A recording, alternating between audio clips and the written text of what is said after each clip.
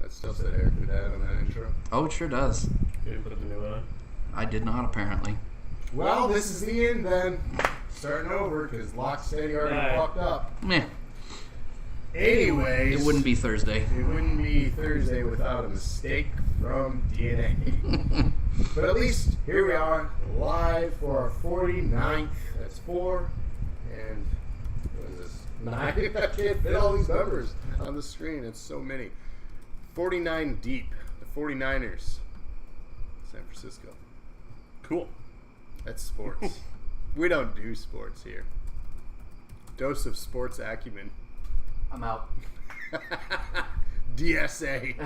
Wrestling is the most sports I'm inclined to discuss. We got an echo apparently. Why do we have an echo? We have one mic. 2. We have 2 mics? We have an echo. Wait, it's better now, she says. Oh. Read the chat. I can't. The Guys. microphone's in the way. So, echo. Sports ball. Yes, sports ball is gross. So, I'm going to have to move this because... No, now we gotta check the levels again. Yeah, we have to check. I can't see the freaking chat. I'm going like this the whole time. Ooh, what is happening here? What is happening? What's up? What's up, Brett? Welcome to our 49th episode. What is happening? Absolutely dropping frames left and right now.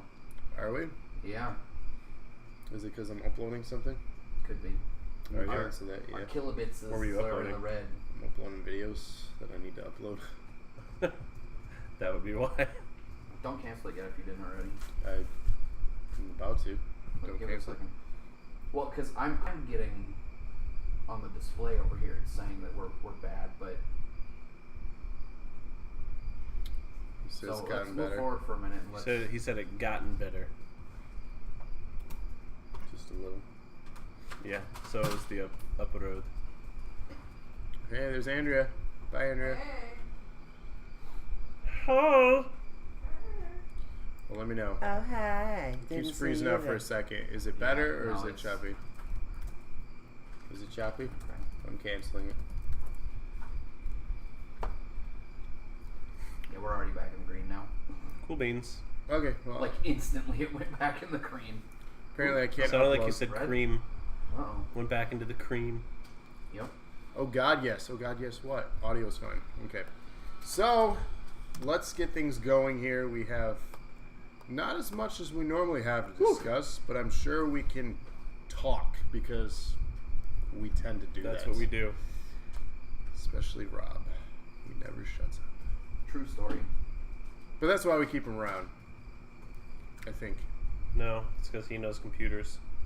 Well, I mean, we all do, but No, I mean we just like, don't want to deal with it. I know Dell personally. Like I've met Dell. I know computers. Yeah. Aren't yeah. you just a Mac daddy? Oh. Man, this is getting real PC in here. Y'all, Oh. Moment of silence for Burt Reynolds. Indeed. 82, man. 82. It's a life I lived. mean, you made it a long way. It's a life lived. Apparently he had, like, surgery, heart surgery back in, like, 2010. Yep. And he's had, like, ongoing heart issues. So, like, having that kind of surgery 8 years ago and living another 8 years, not a bad deal. 82. It's a Rip life the lived. mustache. Life lived. So. Oh, please don't rip it. Rest in peace. Let's talk about, to open our show here, an unfortunate death as well. In 1996, we lost one of the greatest, one of Andrea's favorites, the Mr. Shaker, Tupac. 2 packs of sugar. Andrea knows every verse. To every 2-pack song. It's true. So the most interesting thing about Tupac that I find Don't cry, Brett. is the conspiracies that he's still alive. You always see reports, oh, so-and-so saw, him at blah, blah, blah. And they have like this snapshot of someone who potentially looks like... Have you seen any stills or the movie? Like his movie? I can't remember the name of it. I have not. Recently? I was know it what called? you're talking about. I have not. The guy who played Tupac looks super much like Tupac. Yeah, still on his private island. What are you talking about? He's not. So there's always those conspiracy theories hang out with Elvis. and Elvis. Yeah. There's that too. People still think Elvis is alive, or abducted by aliens. That's my favorite one. Or he was an alien the whole He time. died Right. on the shitter. What a way to go! Yeah. How shitty. How crappy. So, Totally ashamed. unfortunately, that's our only. I guess, fortunately. Unfortunately, not totally. a ton of other people died that year. Yeah, that's the notable one. I wish there was a mass suicide or something. Wow, let's. Somebody's gonna clip that, and it's gonna sound just wonderful out of context. Indeed, I try to make it sound like sarcastic. That doesn't matter on the internet. it's not. Yeah, you can Auto tune it. Oh God, that's how we get famous. Yeah. Please no. That's how my career ends. Have to begin. Before it even began. Yes. Let's talk wrestling, though. 1996 was a big year for wrestling. There are a bunch of reasons why. Tell us. Let's talk about it. Let's talk about sex. The first thing is what is known as the Mass Transit Incident. It was a infamous event in professional wrestling that occurred at Extreme Championship Wrestling. It was a house show, November 23rd, 96 to be exact, in Wonderland Ballroom, Revere, Massachusetts. It involved Eric Koulas, an aspiring professional wrestler using the name Mass Transit. Being bladed, for those who don't know, bladed is when they intentionally, cut themselves wherever to create the drama effect of blood.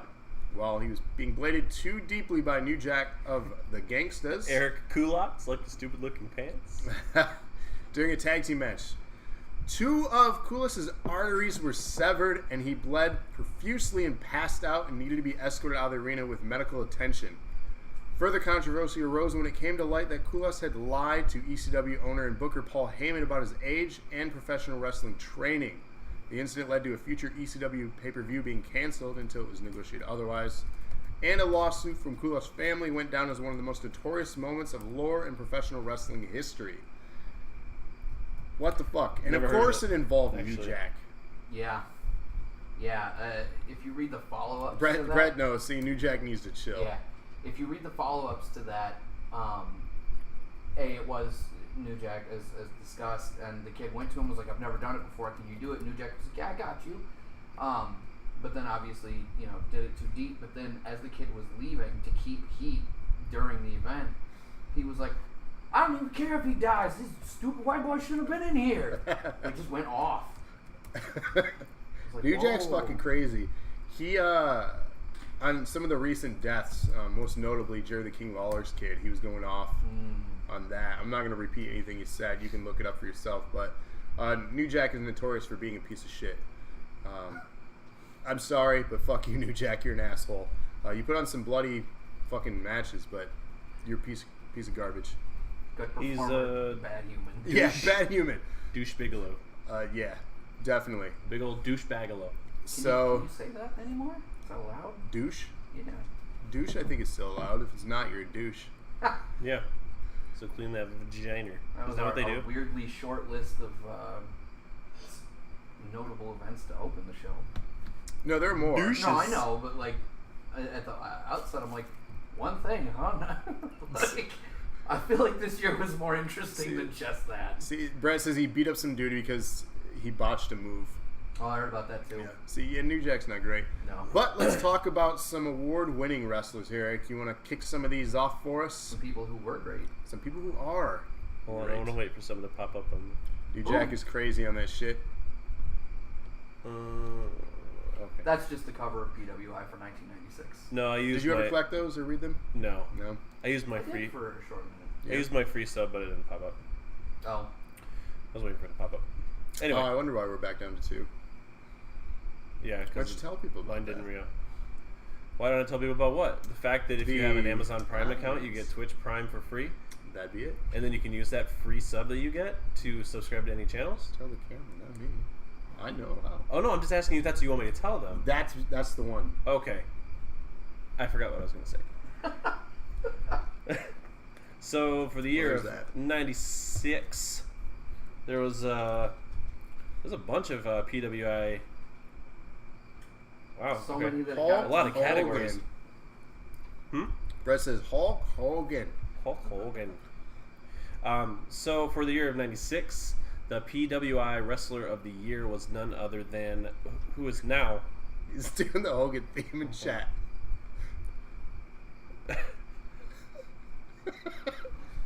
All right, Brett. Chill out, You know buddy. you want to sing it though right now. You're holding I did that. in my head. When it comes crashing down and it hurts inside.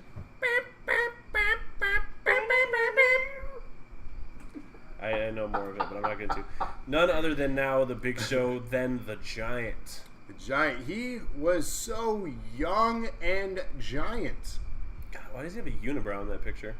Because giants have It's the unibrows. way. No, he had I a know. unibrow back then. He also had hair back then. He did. Actually, I liked For a him. long time, it was weird when he shaved his head to me. I He liked was him with long losing hair. it. That's Yeah. why. Woo. Hey. Alright, so the alerts are on. Hip hip hooray. There it Hooray. is. One chair. Next in the PWI list is PWI Tag Team of the Year, which was none other than Banner, banner, banner, banner. Harlem Heat. Banner, banner, banner, Dig banner. it? Sucker. It was Booker T and Stevie Ray Vaughan. I mean Stevie Ray. You know what messed me up for a long time? Was hearing that, and I was like, I know that name. Stevie Ray. I love how I couldn't hype place they used to get during their promos. Look it up because he dropped Oh, some. Booker T has the best live club in the history of live Yeah, he club. dropped yeah. some. Not just because of what he Not says, but his tasteful words. immediate reaction to it. where I'm he's fucking. like, I'm gonna get you. Oh. ooh, Yeah, and then he, Sherry's got to be like, Yeah, not on TV. He's I like, took oh, I took man. that reaction of right after he said it like this and made it into a GIF. nice. It's pretty great. Seriously, his reaction to that is just like, oh, your career's over and you know it. And surprisingly, it was not. No, it actually went on a long time. So the match of the year. Do you remember this one? Oh, I God, do. I sure do. Wasn't this the part of the Montreal Screwjob? No. No, it was the leading up to it. It's a year Okay. after this, year and a half after this match. PWI Match of the Year. Bret Hart vs. Shawn Michaels at WrestleMania XII or 22. 12. I know. This would be the Iron Man. This one is? So good. Yeah, I actually don't think I've ever watched that match. Nightbot caught on to me. What Says does it Brett. say? Oh, I don't know. what did he say? Raven says Sherry's reaction was great as well to the I Booker don't incident. see what he I think he don't said. know I think he might have said, "I am a real American" in all caps. That Yeah, would be. that makes sense. Yeah, but this right here, 96 was what was brewing to be the Attitude Era. We were starting to see the turn of stars, the young talent becoming what they would be known as in their prime. So you're Right. starting to see, even though Bret Hart and Shawn Michaels have been around a while, they weren't the main eventers until these years, and they, Yeah. were becoming these singles competitors. Both obviously coming from two very well established tag teams with legacies. Yeah. Heart Foundation and The Rock. Legacy. Like High five. that was like a weird high five attempt. I watched the movie Accepted the other day. Remember that movie with Justin Long? Yes. There's a part where Jonah Hill, he comes in, he's like, "Oh, you're the Legacy." He goes, "Yeah, Legacy," and he goes to high five someone but misses. Don't worry about me. Brett Hart says versus Bret Hart Brett versus Curtis. Brett Curtis. Oh. Brett just taking everyone down. Do you remember the PWI feud of the year for that year? Well, yeah, the Monday Night Wars, man. Man, Bischoff and Vince McMahon. Bischoff looks so young in that. It's funny in retrospect, and I speak of this a lot when I see Bischoff in interviews and various things. Ultimately, I was a loyal, and still to this day, a loyal WWE, WWF supporter. Always had been, always will be. And even with these indie leagues doing some amazing things, I'm still, even when WWE writes shit storylines, I still back them. But in retrospect, if I had known what I know now, of my understanding of the business world and how things work, I would have sided with Bischoff, I think. Really? The me now, back then, would have sided with Bischoff when this was going on. Because it's business. I understand his motives for all the things he did. Did he make mistakes? Sure. But I understand, what he was doing. I agree, Brett. New Japan. Again, I'm not a fan. I'm just biased. But he fucking hates them. No, please. I'm biased. Putting things in his mouth. Like Ew. words. And butts. I had to hype Mauro Ranallo up for you guys and tell you where he was coming from when he was coming in, so I know of New Japan. Who? Maurice Reynolds? Oh, jeez. So the next up we got the PWI Most Popular Wrestler of the Year, none other than Shanson Michels. Michaels. Michael Sean Hickenbottom. Yeah, Sticky when your name Reamboats. is Hickenbottom, we're gonna go with Shawn Michaels as your Yep. wrestling name. Sticky Shit, I kind of want Reamboat. to go with Shawn Michaels as my name anyway. Are you kidding me? Could you imagine the Hickenbottom kid? Jesus. The Heartbreak Hickenbottom. No, Hickenbottom kid, HBK, Hickenbottom kid. Yeah, That's awful. that's awful. That's awesome. Awfully, No, that is not awesome. Awfully amazing he overcame that last name. Okada. Who's going to Okada? So The most hated wrestler of the year, and we're going to get to it. I'm excited to share that detail with you. But it's a character known as Hollywood Hogan. I loved Hollywood Hogan. He was a great heel. Well, that's the thing. You love to hate him. Yeah. Because he was interesting and new. But we'll get to that. Finally. This creepy man looking up from the bottom of this picture. It's Ahmed Johnson. It's like, Ahmed's saying, "You're gonna talk about me soon." What? Ahmed Johnson. You're gonna talk about him soon. You going to take the plunge?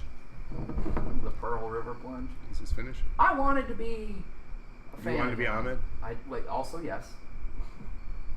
It'd make our show more interesting. That's hurtful. What you said just then. If we had Ahmed Johnson on our show randomly, it would be more interesting. Sorry. Heel Hogan was the best version, but it's still not great. No, Heel Hogan is still racist Hogan, so no, it's still not great. Psycho Sid had the comeback of the year. Whoa, what? we're talking about Booker T. I was trying to find a Booker song. That picture of Hulk Hogan makes him look like the guy your parents told you to stay away from. Yeah, if he had a van and had candy, definitely. Like, look at that smile. He looks real happy to be getting that award. I got lollipops. Face Hogan is the greatest. Anyway. Face Hogan in the Psycho 80s, Sid. sure. Most improved wrestler of the year, speaking of, Ahmed Johnson. See, told you we'd be talking about him soon. You just made the list. Are we going to get sound bites the whole show? Why not try him out? I don't like this idea. But do you love this? idea? No, I loathe this idea. So what about this idea? I loathe it. It's supposed to be what, and I thought it was going to be whatever. Obnoxious. Anyway, Most inspirational wrestler of the year. I told you you're getting slapped now. It's true. He did warn you about the John Cena thing. Warn me? Yeah. Who, me? I don't have the sound bites. What did you warn me about? I said if you played that clip during the show, I was going to Oh, slap yeah. you after we went off air. Most inspirational wrestler of the Dick year, punch, yeah. Jake Roberts. Jake the Mr. Jake the Snake. Snake. Looking inspirational in that photo. Looking stoned. He looks like he's about to put out his first Christian album. He was a devout Christian. He was real close to it at this point in his career, yeah. I'm about to wrestle for the Lord. He found religion. He had a substance abuse issue. Okay? He found God. It saved his life. That look Which is like DDP. great. Nobody's mocking that. It's just I a think- cheesy picture. I think DDP is Jesus. DDP's us. He saved lives, man. Rookie Rookie of the year. He wasn't too busy stalking the Undertaker's wife. Yeah. Going back to this picture again. Yep. The He's got Giants. two. So he was wrestler and rookie of the year. Lifetime achievement went to, I don't know this person, Hanny Dodge. Danny Hodge. I Okay. don't know This either, was before honestly. my time, more so in Locksteady's time of wrestling. Alright. I see you. He said you old, bitch. Yeah, you can see me through those cataracts. Put on a soundbite, please. Where is, Put it back on you. where is that album cover from Soundgarden? Not Soundgarden, Nirvana, goddammit. No, we're gonna get turned off for freaking baby Petus. PWI Editors Award went to I Know You Want Me. Sonny, the alcoholic porn person now. I know that's the best face on that magazine cover, though. She was mighty fine. Now she's mighty incarcerated every now and then. Really? Yeah, she's Not aware of that. She's a drunk and gets in trouble with the law. So I knew that. say that joke about him being old again. Cataracts. Really funny. Really should have given me this. Get it out. Let's talk about the WWF World Heavyweight Championship. I didn't mean to click that. I accidentally hit the page. I'm gonna turn off your computer. I'm gonna keep the rim shot. I think I can actually revoke your Wi-Fi access. That's Probably true. good. I'm done with this show. Jesus. I love these. So, the WWF Championship. Incoming champion that year was none other than Bret the Hitman Hart, who would go on to drop the belt to Shawn Michaels in that Iron Man match we talked about. I really wanted a picture of him like on his knees clutching the belt crying, but like I couldn't find a good one. The boyhood dream. I know, that's why I wanted that picture. It's pretty iconic, but for some Winning the reason- belt 0-0, sudden death overtime. Won it like a minute or two into sudden death. Yep. God, that was such a good Long fucking match, but it was a good match. match. So good. But a long match. It was the first ever 60-minute Iron Man, wasn't it? For WrestleMania, yes. For overall, I would have to fact check that. I don't know. Brett says, if I'm being honest, I wasn't a big fan of Shawn Michaels versus Brett. He said, please don't hurt it. I mean, it's your opinion. Everyone has one. You could be wrong. Shawn will hold the belt all the way until Survivor Series of that year, dropping it to Psycho Sid. Hang on. So Shawn Michaels defeated Bret Hart in 1 hour, 1 minute, and 56 seconds. And that is the longest one. Freaking lock steady. Speaking of, you don't have the That's not the only 1 hour lower one, third though. ad going. Oh, I Slideshow. should know. That's There was a 1 hour Iron Man match between Bret Hart and Ric Flair for the WWF Championship in Boston in '93. There was Bret Hart and Owen Hart at a live event in Jersey in '94. Whoa. Now, so Silent Bob joining us this evening. Thanks for the cheers times 30. Hip hip. Hooray! All right. There was Welcome back. let's see, Triple H defeating The Rock 6-5 at Judgment Day in 2000. Right, but preceding 96, though, there were only a couple. Oh yeah. so there's only more two, and they were cheers. both an hour. 16 more from Now, so Silent Bob. Hip hip. Hooray! Hooray. Man, just killing it with those cheers. Making himself really known. Finally shown up. Better late than never. So let's talk about WCW for a moment here. Again, we're just highlighting the heavyweight championships. Incoming champion in 96 was none other than Ric Flair, who is actually part of 2K19's exclusive limited edition this year. I'm pretty excited to get my hands on that because it comes with the Funko Pop figure as well as a piece of his robe and some other things. Some really cool stuff, and it's called the Woo Edition. That's slightly creepy. A piece of his robe? Yes, Wonder who gets the dick part. Oh. I do. Oh, okay. I want it all. I want it all. And He I want went on to it drop the now. belt on Monday Night Nitro to Randy Savage. At Super Brawl 6, Flair would take the belt back. Little Woo! little bit of photobomb from Hogan's Python there for you. Oh, geez, pointing and everything. So Flair would steal it back at Super Brawl 6. However, on Nitro, April 22nd, the Giant would take it from Flair. The Giant. With Jimmy Hart. At Hog Wild, one of their more intriguing pay-per-view events, which was featured outside with motorcycles surrounding the ring, Hollywood Hogan would take the belt. I think you're thinking of Road Wild. Because this is definitely in an arena. I had to go to the network to find this. One of them. Hog Yeah. Wild, Road Wild. I don't know. I'm pretty positive it's Road Wild you're thinking of. I don't know. But, yes, so Hollywood Hogan would end the year with the belt. WCW Hog Wild. There is Hog Wild and Road Wild. Hog Wild was WCW. Mm-hmm. So is Road Wild. Road Wild was WW. Or no, it is WCW. Okay, never mind. Whatever one took place in South Dakota.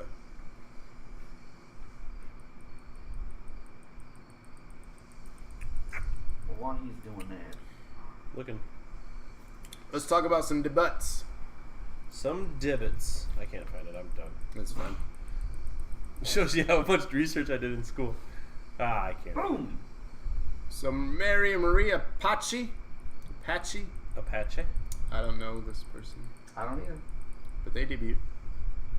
But She's a luchador. most notably this year, the Jabroni. The blue chipper.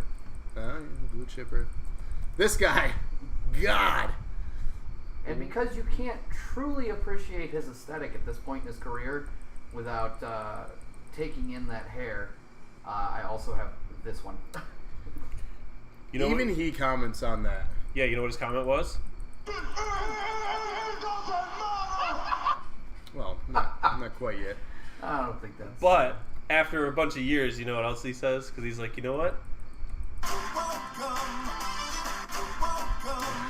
I'm over the sound bites. Man, they're the best. I disagree. So yeah, he was not. There it is. I was waiting for it. Die Rocky Die. He was not well received in his Not at first all. couple years. It took him going through a lot of different things and eventually becoming an amazing heel to get appreciated as a face, which is ultimately what they need to do with Roman, but for some reason they're doing the John Cena and refusing to do that, and they're just dumb. They don't learn. Yup. And a couple of notable things that happened this year. Oh, this is what I wanted to talk about. You want to talk about this one? Okay, I'll do the next one. One of the most notable, and where a lot of the people take it, including Young Bucks and other people, Too Sweet, was not their gimmick. Oh, no. It was this group's. The click. The MSG incident, yes, indeed, the Click, most infamously known as the Curtain Call. If you've watched any documentary on WWE Network involving any of these people, they will reference this quite a bit.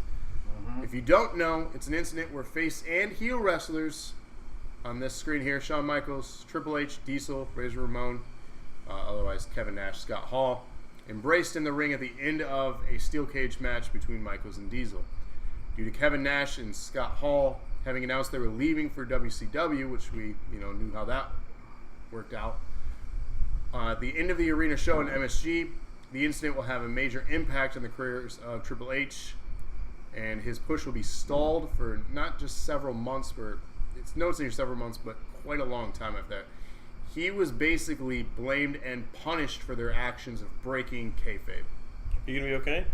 Well, it was just a specific piece of wording that made this whole incident actually 1,000 times more interesting at the time. It was announced internally that they were leaving the company, but not externally. And this all happened back in the day when we didn't have the internet and Twitter and everybody constantly talking about backstage rumors. So to see these guys hug it out before they left was breaking kayfabe, which was bad enough on its own. But we as fans and viewers didn't know why that happened because they didn't talk about it because you didn't talk about it back then. And so to see Hall and Nash then pop up on WCW weeks later, the last time we saw them was hugging it out in a WWE ring. Incredibly confusing. Luckily, this was just kind of a local event, but cameras caught this. This made its way to the web. This has been featured again in many documentaries. If you watch the Monday Night Wars things, this is heavily discussed because it changed the dynamic for not just them. It basically, Triple H could have been nothing. He had to work his way up from the very bottom because of this. He was punished because you can't punish people who are no longer working for you. So And who do Shawn you was point? the champ at that point. And Shawn was the champ. You're not going to hinder that. So who do you point your finger at and make him pay? Triple H. He was basically beat without being beat for this action here. The good thing that came out of this, though, and you may not have realized, originally that year it was planned to have Triple H take King of the Ring and be thrust into the main event scene because they needed another rival in the main event picture. But because of these actions and being punished, they had to find someone else to replace that winner. So segue into our next thing that happened, this basically made a huge impact on one individual, and his name is Stone Cold.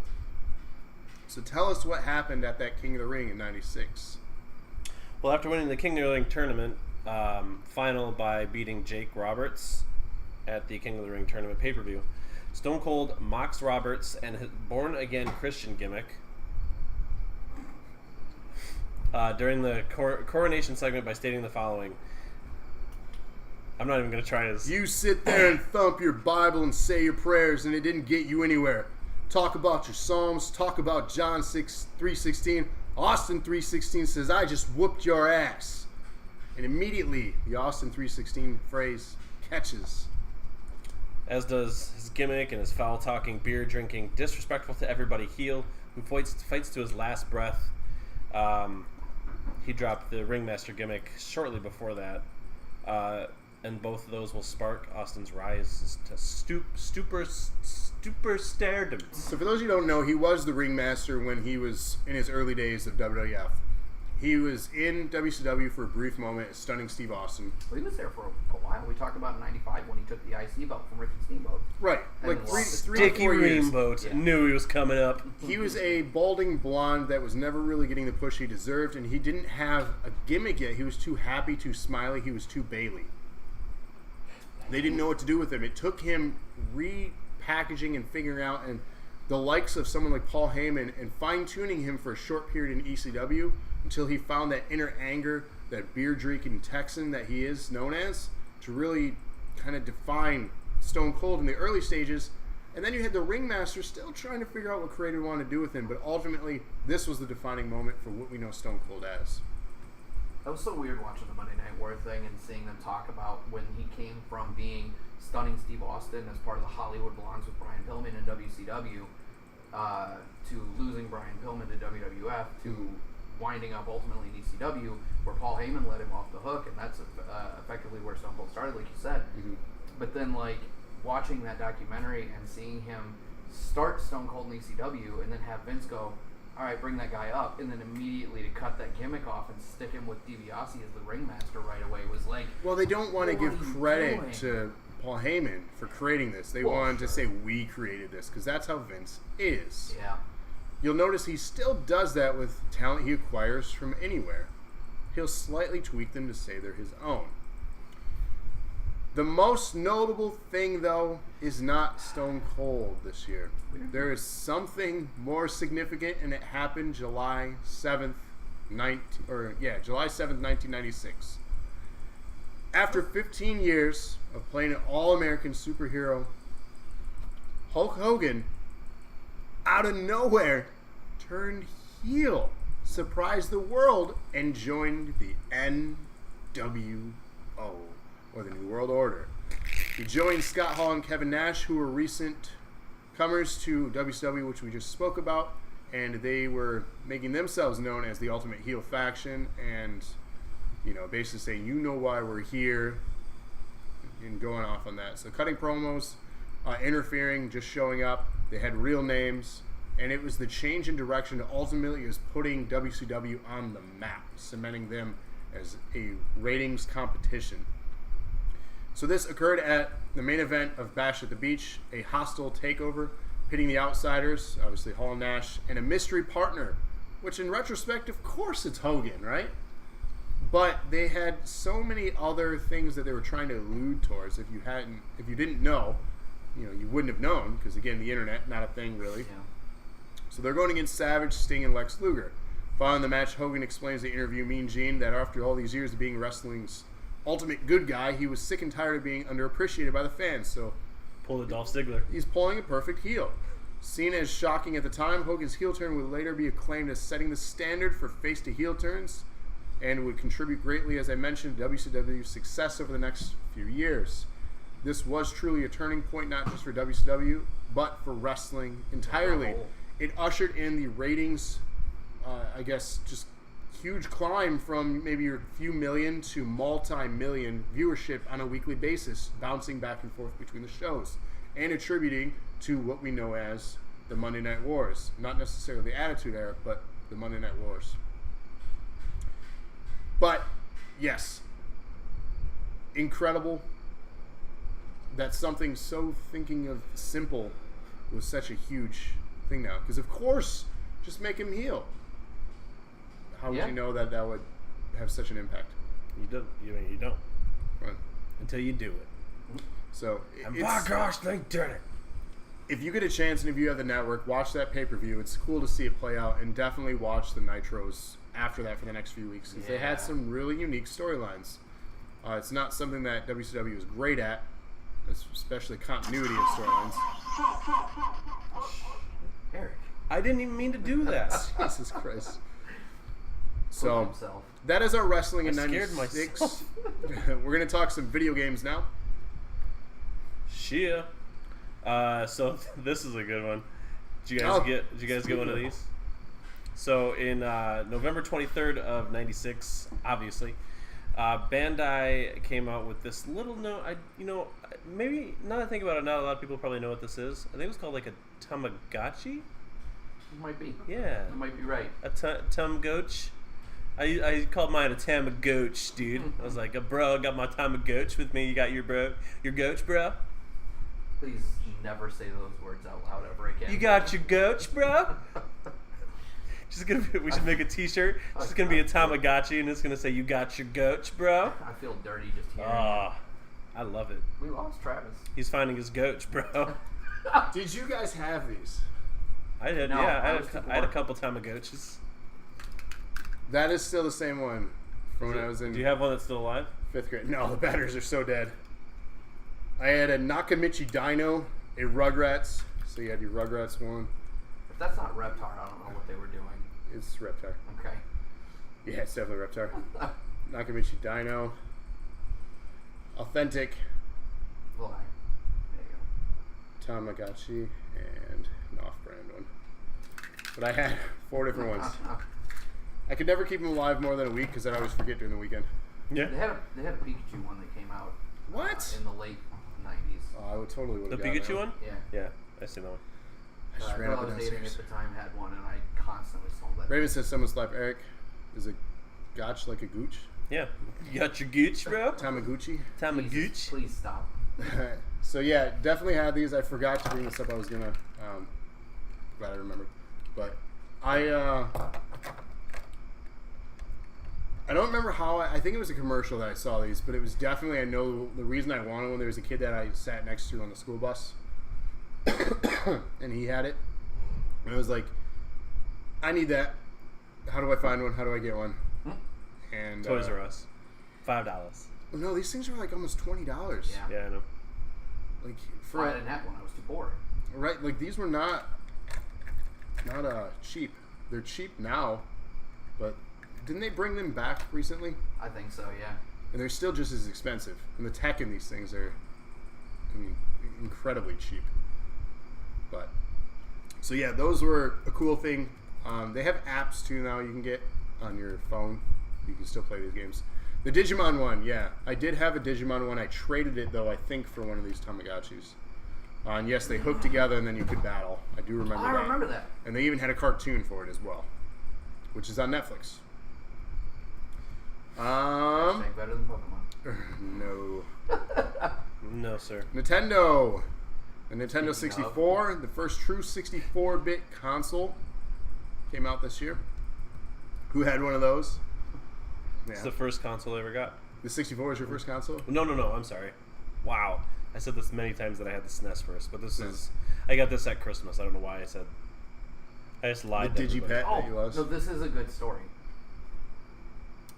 Well, I think it's a funny story anyway. Are we waiting for her to type all of it? Oh, we don't have to. We can move on. Or do but you know the story and you can just tell it? We're just all like, such an I'll interesting tell, part stream. of, I'll tell part of it wrong and she'll get mad at me. She later, found it at so least a let's month move later on. and it was still alive? Yeah. How? Yeah. How's that possible? And then it died. You abandoned me, you fuck! You fuck. Two of the biggest bullies in my school that picked on me relentlessly because I was consistently like the hit of everyone's jokes back then stole my Digipet. They stole it from you? It was like 6 years old, or remember how it could age? Yeah. I'd gotten it so far and they stole it from my backpack in school and I am Dicks. devastated. I went home and sobbed to my mom because I got it for Christmas. We were back from Christmas break for like 5 days and I kept it alive that whole time. And it was all I wanted and I sobbed for like Well, here you go, babe. I have 4 of them for you if you get new Thanks, batteries. sweetie. Thanks. And the batteries are probably more than the like unit. I said, there's the conclusion to the story. Then she fed it and it died immediately. Good God, that would suck. Aw. You're alive! Here's a treat! it choked on the food because it didn't know how to eat anymore. It didn't know how to eat. Let's see. Next up, we have Nintendo's Game Boy Pocket. Did you ever have one of those? No. I wanted one because I thought they were cool, but I never had one. The Yeah. Pocket is one of the few that I never owned.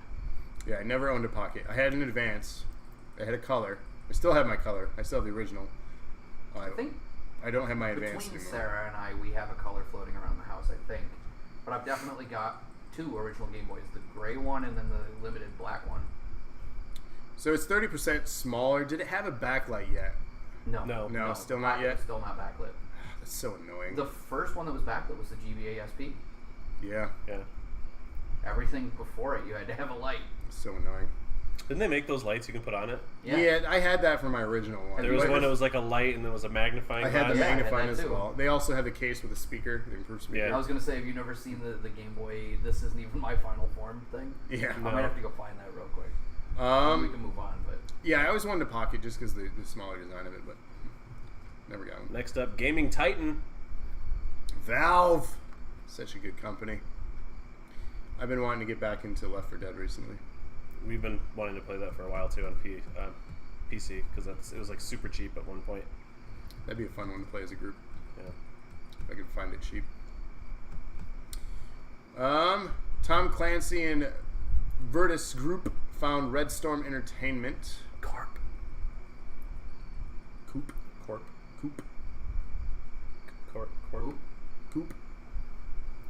Red Storm. So obviously we know the Tom Clancy franchise has been quite successful for their multiple variants of game titles. Yeah. You've played a few. Don't remember. Ghost Recon. Tom Clancy's Ghost Recon. I didn't know if Red Storm was still a thing in the new ones. I'm pretty sure it's still... I don't know. I could be wrong.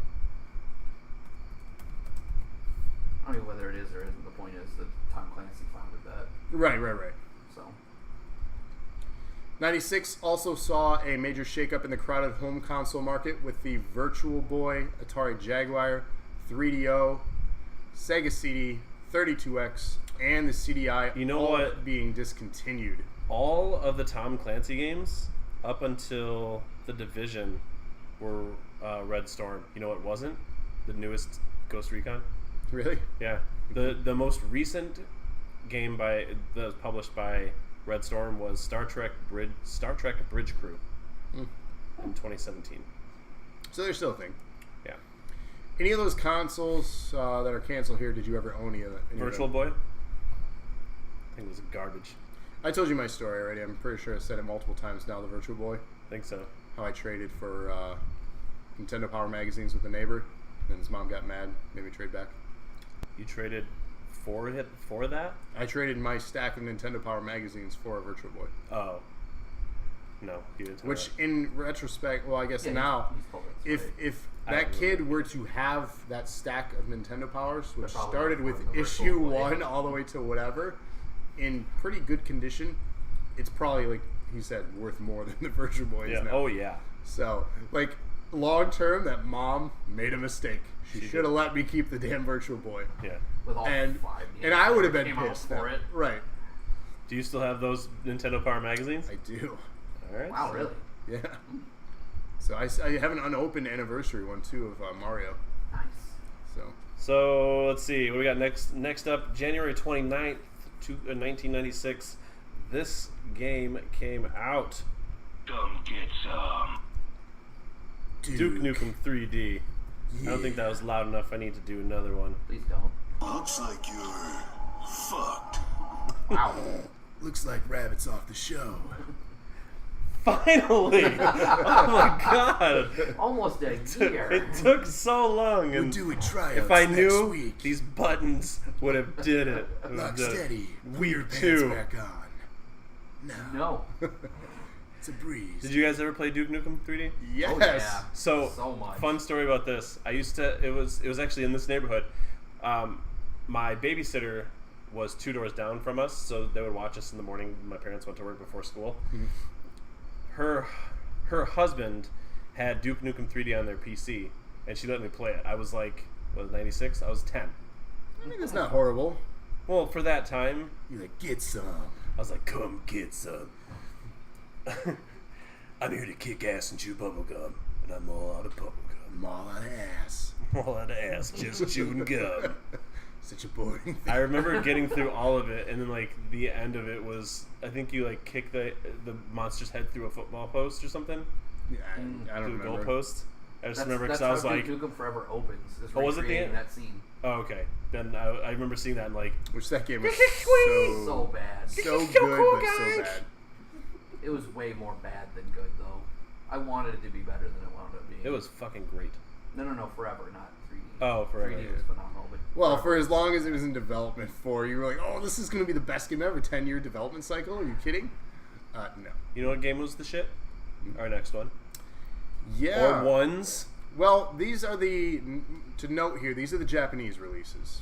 They're still good though. They are good.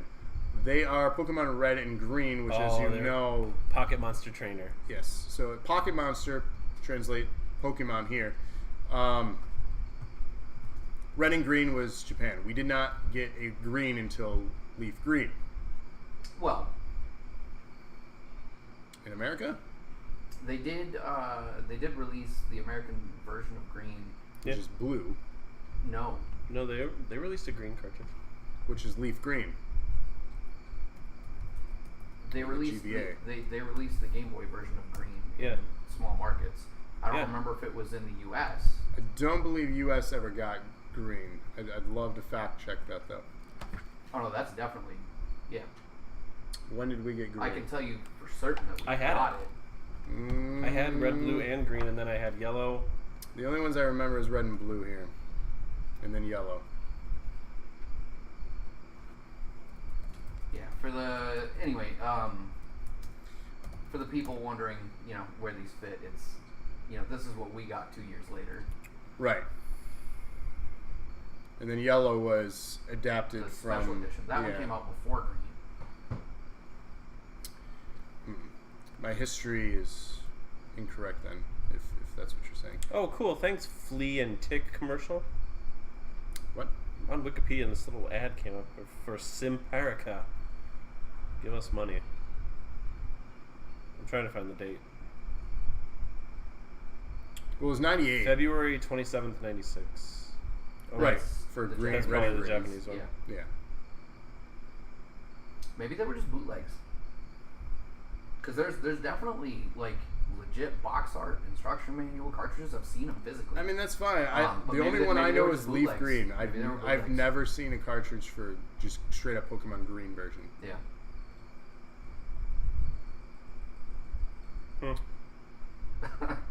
We're all stumped now. Way to present some accurate history facts here on All the Good Culture. Let's move on, though. We'll do some research and post it in the comments section. This game, Possibly one of the best games on the platform. Never played it. Top 5. I'm glad it's on the SNES Classic because I never owned the cartridge of this. I had played this through emulation. 3 times I've owned it because people stole my first 2 copies. I enjoy this game and I enjoy what it created as far as Paper Mario and Mario and Luigi Saga, those games, because they're basically Yeah, they were the next step right. in this franchise. So I appreciate what this game did for that. This game is not bad, but I don't think I would put it in my top 10 on the Super Nintendo. Were you farting? No. What, you farting something today? You farting? Stretch. Again, this is not a bad game. I don't want anyone to be like, oh, that Gravity, well, he's stupid. He thinks Super Mario RPG. I know a lot of people, including There you go. my friend Rick, adores this game. That is a bootleg. That's not the original. That's not the original box art. No. I know that. No. There legit is one though. I have seen it. And That's it's got a original weird right rating. That looks like a UK rating. It's original box art. I don't think so. Wrong I'm again. just- Top 5. See, it's fine. It's fine. Everyone has opinions. So Everyone has here's their the thing about that though, Trevor. That's what Travis was just talking about. The prior statement. This needs a sequel. Technically, it got what 5 Yeah. Because there's, what, 2 Paper Marios and then Multiple 2... Paper Marios. I think there's 3 or 4. Are there 3 or 4 now? Well, I there's knew there ones. were at least 2. There's a 64, GameCube. There's a Wii version. There's a handheld version. Are they all different, or are they They're all ports? different. Okay. Paper But- 'cause I know Marios. there's Andrea's also the played most of Superstar- them. There's the Superstar Saga. There were 2 of those at least. There's on the DS. There's a couple Mario and Luigi. The Bowser's Inside Story. There's 3DS got its own version. There's sequels There's to all Paper those. Mario, Thousand Year Door, Super Paper Mario for the Wii, Sticker Star. Paper Mario Sticker Star for the 3DS, Paper Mario Color Splash for the Wii U. And then there's crossovers. There's Mario and Luigi Paper Jam I don't know for that the one 3DS. Yeah, we own most of those But because then Andrea you- likes those games you a lot. absolutely, I think, have to factor in the Mario and Luigi Superstar Saga games. as part Right, of that's what I'm that saying. There are too, multiple. yeah. So you're talking about up to possibly 10. So there have been, technically, if you like this style of gameplay, there have been not direct sequels, but this I don't even style. necessarily categorize it as the exact same type of gameplay. Paper Mario is closer, but Mario and Luigi Superstar Saga started to drift pretty heavily. I still think Combat it's... system is almost identical in most of them, but the rest of the gameplay starts skewing in different directions. There's Mario and As you Luigi get up Superstar more. Saga, Mario and Luigi Partners in Time, Paper Jam, Super Saga and Bowser's Minions, and then whatever, I think Bowser's Inside Story, Bowser's Inside Story, yeah. and then Dream Team, Yeah, which I don't know is... that one. I know Dream Team. 3DS. I don't know. Do you know how to tell someone's a liar, says Brett? Do you know? Yeah, they chat. Oh, I don't know, but I do know that you can figure out how if you play LA Noire. It's true. Because they look around. They can't. I really got to go back and finish that game. It's a good game. I got about halfway through. There's a and ladybug I got in your wall. Really annoyed. I think it's actually a June bug. I don't remember why. Ask them if they have ever stubbed a toe and cried, and they say no. What? Really? That fucking hurts. So, March 22nd, 1996, Resident Evil for PS1 Resident came out. Evil. Thank you for having this game, Capcom, because thank you. Mm-hmm. One of my favorite franchises of horror games. I was never personally a real huge fan of the games. Oh, the controls are god awful. Yeah. Camera, specifically. Until Tank controls? Until 4. Yeah. 4 was the first one where I actually personally was like, I could do this. I like 4. Well, I 4 didn't made finish more it. sense. Yeah, and then 5 went completely off the rails, but it was something Sarah and I got 5 together, was so, good if you were playing with a friend. Yeah. And But- then 6 I bought with the same intent to play through it with 6 is Sarah, good. but we just never even touched it. And then, of course, 7 I don't think I'll ever play myself, but I have seen all the way through it, and it's so That's good. when I played it, right? So, yeah. Yeah, I watched Eric play the whole game, and then at... Trevor Was says it- this is the game you wanted the PlayStation for. I just It, didn't it want to really miss is. that. It really, really is. Was it AGDQ or SGDQ? AGDQ last year or SGDQ last year, where they did the Summer Resident Evil Games. 7 run? Summer games last Was year. it summer? I thought it was AGDQ this year. No.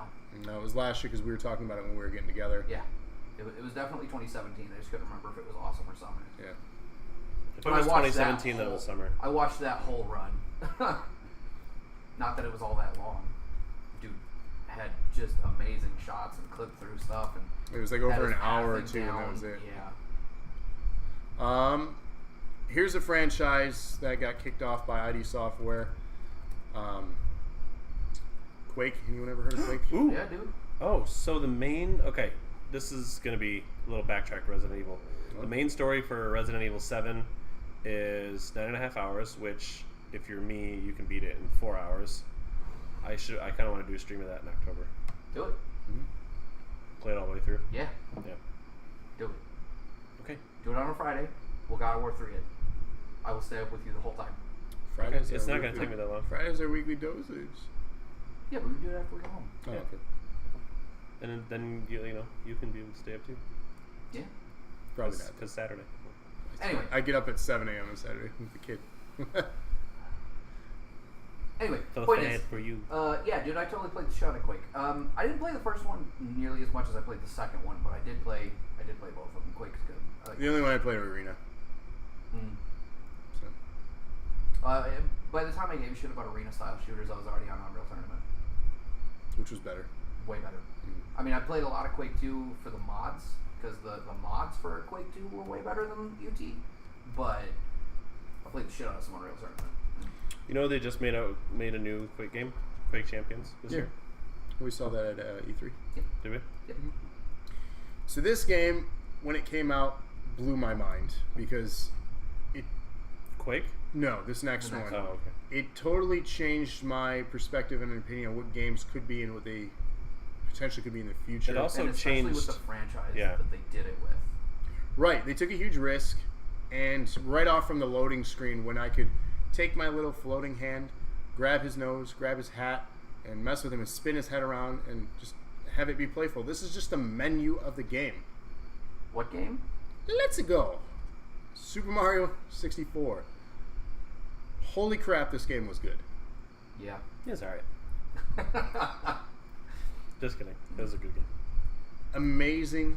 This is easily one of my favorite games to watch speedruns of. Oh, this game is impressive speedrunning. The pure skill, because of, first off, the camera control. Back then it was innovative and it was fine because it was new. Yeah. Now it's frustrating as hell. Because it's buttons instead of a stick, and it's slow to respond, and So seeing people speedrun this with an actual vintage N64 controller, ugh. it's impressive, especially in the Bowser levels, to see them land on the platforms that they land on and the flip jumps. Some of those, man. I don't know how many hours they spent. You know they've died thousands of times to learn those positions and get those jumps right. It's No impressive. question. So easily one of my favorite games to watch speedrunning. And one of my favorite things about this game is that it's awesome to watch a speedrun all on its own, but the other games that it ultimately inspired, Ocarina of Time being the perfect example, because they were like, well, the success of Mario, why don't we do this with Zelda? And watching any Zelda game be speedrun is also always a great time. And so, like, not only did this game do a lot all by itself, and for the platform, but like for speedrunning and for 3D platformers and adventure games in general. Well, it changed the direction and dynamic of what the N64 can do and will do for games. I mean, almost every game after this mimicked that open world design, like Ocarina. Not to say it's a carbon That's copy, 64. but I'm talking about Banjo. I'm talking about Donkey Perfect Kong Dark, 64, Donkey Kong, GoldenEye. GoldenEye. I mean, Well, GoldenEye and Perfect Dark slightly less. They're a lot more focused, but in general, yeah. right, still this polygonal environment as opposed to your, flat 2D or 2.5D graphic styling. We're in a fully immersed, fully explorable world, even though it's confined to the level boundaries. But Yeah. you felt the ability to just, I see a tree, I'm going to go jump it and climb it. Holy crap, I can climb this mountain. There are boulders coming at me, I have to get out of the way. Well, it's proved such a successful formula for the franchise in general that they've just kind of hung on to it ever since. I mean, you can clearly see the influence of Mario 64 all the way up to and including Mario Odyssey, and not just in the Well, homages, but in the general It changed. tone and gameplay It mechanics. is, I think, the game that kept that franchise alive to this day. Yeah. If it was not for the success of Super Mario 64, I'm not certain where Nintendo would be today, and I don't most know. notably where Mario would be today. I don't know that we have Nintendo as we know it. I think they might have gone the way of Sega. I don't So- think they would have lost to Sega. I think they both would have fallen off. I'm looking Right. up all day. I've been looking up like really weird video game facts. I was just looking at the Mario 64 facts, and in the Japan-only Shindo Pack Taiyo edition of the game, contains an exclusive Easter egg on the introductory screen where you like to tort his face. Pressing Z fills the background with the images of Mario's face. These images are taken from the frame buffer and therefore reflect the current state of the 3D model of Mario's head that the player can manipulate. So you hold Z, and if you have his nose out to here and his ear up like this, it'll just fill the entire screen with it. It's really funny. That's kind of cool. So this next one, I don't know if you guys played. I owned a Saturn. This was one of my favorite games to play on it. I got it as a free demo. It was a full game release, but it was like a promotional copy. It was Sega's attempt at creating a new mascot, is ultimately what this project was. They re-released this on the 360, and they, I believe, made a sequel on a Nintendo console. I want to say the Wii or Wii U, one of the two. I can't recall. But it's called Nights Into Dreams. Nights is the main character here. And it basically was what they were trying to promote for the Saturn. It had again, 3D immersive environments, and you didn't just run, you floated through the air, you had various attacks. The boss battles were unique. One of them was a carnival lady, which was just a giant ball blob, and you'd have to spin around here, grapple her, and then spin and then throw her against the wall and keep continuing through the stage. Again, visually, it was really unique for the time, but the execution was confusing because you didn't really know what the hell this character was or why you needed to care for it. Yeah. To jump back slightly, we accidentally skipped something Trevor said. Love this game, so many hours went into it. I mean, really, just to address, I think anyone who has ever had access to the game has dumped a ton of hours into it, even if they didn't get it until later on. It's such a great game. But then Redbeard also points out two things: that the sequel to Knights was on the Wii, he says. Yes. And so I knew it was one of them. The handheld lines from Nintendo were what kept them going. Mario still would have been there. That's true. Pokemon kept the money line going, and the DS kept the money kept them going. afloat. But in terms of keeping them in relevance for as long as they were, if Mario 64 hadn't ever been a thing, I think the handheld would have kept them afloat, but I don't think they would have been able to move forward. Right, because could you imagine that being a flop? How would you sell Mario Kart? How would you sell Mario Tennis, Mario right, Golf, all these Mario major Party. franchises, all the Mario parties, even Smash. Like, sure, he's not a main playable character by a lot of people, but he's the iconic, recognizable by everyone. He's the main character of that game because he's the main mascot. Right. So, but yes, and that's kind of what I mean. You know, because you're absolutely right. If Mario had flopped, the handhelds still would have carried them through. But I think we would have seen a very different landscape in gaming. And I'm not entirely convinced that had Mario 64 not done as well, that Nintendo would have continued into the odd innovations that they went into, both in the console and handheld markets. Because the Game Boy, I mean, really just evolved naturally. Sure, Mario Kart was a thing before, but the thing is, Super Mario Kart on the SNES was a hit, yes. But I'm saying if you have something like Mario 64 flop, are you going to bank on that character again Right. to make Mario Kart 64, which I don't agree with, but a lot of people argue is the best game in the franchise. Personally, I like Double Dash. I'd say more than Double 64. Dash is. I have a lot of memories with 64 because I played more couch co-op on that console than any other one. Yeah. Double Dash was visually more appealing, had better maps, mechanics. But I have to say, 8 is the best Mario Kart, hands down. That's what I was going to say. Anyway, yeah, I just wanted to make sure we don't ignore the we get on our run here. Yeah. Are you an Elder Scrolls fan? I don't think we've ever discussed that. I know you didn't really care for I don't Skyrim. think he's really got the.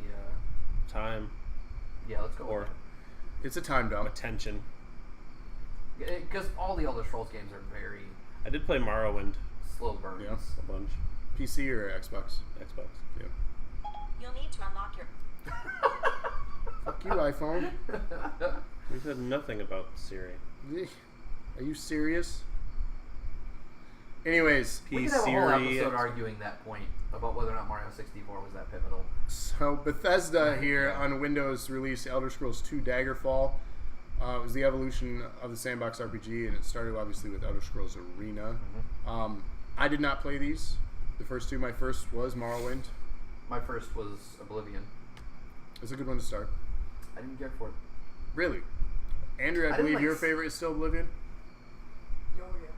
I'll tell you the one thing that really hooked me into Oblivion to start off with was the fact that Patrick Stewart was the guy at the beginning of the game. Yeah. He's voiced by Patrick Stewart. And I was like, I'm going to love this. And then I really didn't. And I bought Skyrim because I was like, I'm prepared to admit I was wrong about Oblivion. This looks like it's going to be better. Let's try this. And I got maybe an hour and 15 minutes into it and turned it off. Not because I was like, oh, I'm done with this crap, but like, it was late. I had to go to bed, whatever. And then proceeded to just not touch it again for like 2 solid years. That's unfortunate. I've I've gone back and I've dumped easily 40, 50 hours into it. I was going to say, I've dumped over 300 hours into Skyrim alone. I can't do it anymore. Like, I got to a point Bored where... me so much. Oh. Well, I was having so much fun with it when I've I was bought it playing 3 times. Yeah, no. I own it on the 360. I have it on PS4 and I have it on the Switch. Well, and that's the thing. Like, I was So good. so... when I finally went back to it, I was so into it. I'm like, okay, no, I get it now. I'm 11, here, I'm 11, with 11, I you. think was the release date on that. And every Sure. day I'd come home and I'd play it for a couple of hours. But then I got to a point one day where I turned it on and I went to do something and I was like, I hate this, and I just turned it off and I haven't touched it again since then. I don't think Andrew loves Skyrim as much as Oblivion either. I don't think anyone. Nah, I like Skyrim better than Oblivion. We missed the comment that said he wasn't that pivotal. No, he- Pivotal. he Oh, you is. did? Okay. Morrowind mod for Skyrim was amazing. Wasn't a big fan of the original version. The lack of proper physics engine made it rough.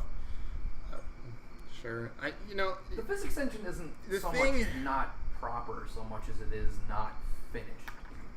And that's the problem. That's Bethesda's main problem in everything is that they have all these great ideas and then they don't knock all the bugs out. And so it does Sure, all the kinds of games are weird buggy, shit. but the thing is with those games, like I said, I've been playing like Eric since Morrowind. I knew going in what I was getting out of this franchise. I dumped a ton of hours in Morrowind. I dumped $1 billion in playing and watching Andrew in Oblivion. We had all the expansions. It was a game that we actually bought expansions for. And then again with Skyrim, we bought all the expansions. Like, we knew going in what to expect. We weren't expecting a perfect, solid game. And we got what we needed out of it, and we enjoyed it. So See, what's comical to me about that, and I'm not going to harp on it in a huge way, is that it's like, oh, I knew it was kind of janky going in, and so I was fine with it being busted and incomplete. Name another franchise you'd say that about. there's not many. There aren't any, is the thing. But I think the depth of It- what it is makes up for it. Well, Like, I can that's what it is. Like, overlook it's a just couple really things, comical to me. and the bugs weren't, at least for myself, game breaking. Oh, I know they But they exist. can be. I know they they exist, sure can be. but they weren't. Use the skill system so you could visually hit an enemy but miss because of the skill roll. Sure. Are we going to dump 300 hours into talking about Skyrim, and or are we going to move on to what's next? No. I mean, do you have a soundbite for that? Moving on. Anyways, You asked for a Speaking of new mascots, yes, indeed, this was a mascot that appealed to so many people. I personally, what? Bruh. I personally put a bunch of hours in this. Anyone who is our age or around has played this game, or should have, or had a friend that played this game. Crash Bandicoot. I've dumped more hours into the Crash Bandicoot emulator in Uncharted 4 than I have in the actual Uncharted. Because I wanted that high score. Yeah. And then I found out way later you couldn't even get it in the first run. You can only get it on the second playthrough. Didn't know that. Yep. There's a trophy for it, and I wanted it. So it's amazing that Naughty Dog had this, and eventually Rolled went on on into Uncharted. went on to do Uncharted. It's amazing. Yeah. Crash Bandicoot is easily, even with the remaster versions, easily one of the most fun and frustrating gaming experiences. Because it was a very unforgiving platformer. It was. But a game that came out on DOS that ended up becoming one of my favorites in the whole franchise, Command and Conquer Red Alert. And I know you and I talked briefly, and we both agree that this is the best one in the franchise. No. No, what? You going back? 2. Red Alert 2. Oh. I vastly prefer Red Alert 2. I think the Red Alert set of games is the best in the Command and Conquer franchise. But I vastly prefer 2. Why? I just like it more. Better graphics, better sound bites. Well, sure. Oh, we're sequels. still in Command and Steam. Conquer. Still, it hasn't even been a full minute. Shut your mouth. Jesus. Game bored me too. What the Because you can't do real-time strategy. Yeah, doesn't mean it doesn't bore me. Anyway, I You had can't this play on, Call of Duty. Does it bore you? I had this I on absolutely PS1. can. I'm just not good at it. I still have my copies actually of PS1. I wish PS4 was backwards compatible. Well, I think that's the other thing is I played them all on PC. Well, we had a PC collection, didn't we? Of the Command and Conquer games? Yeah. Alright, fine. Moving on to the next one, because crybaby over here. Speaking of games that got a stupid amount of hours dumped into them, Yes! Fucking loved this game. I remember memorizing all the cheat codes for the weapon unlocks to have all weapons, invincibility, level select, sweet tooth unlock. all about Paris, man. The Paris knocking down the Eiffel Tower to get on top of the building. Yep. My sister and I played this game. Going in and burning the Mona Lisa.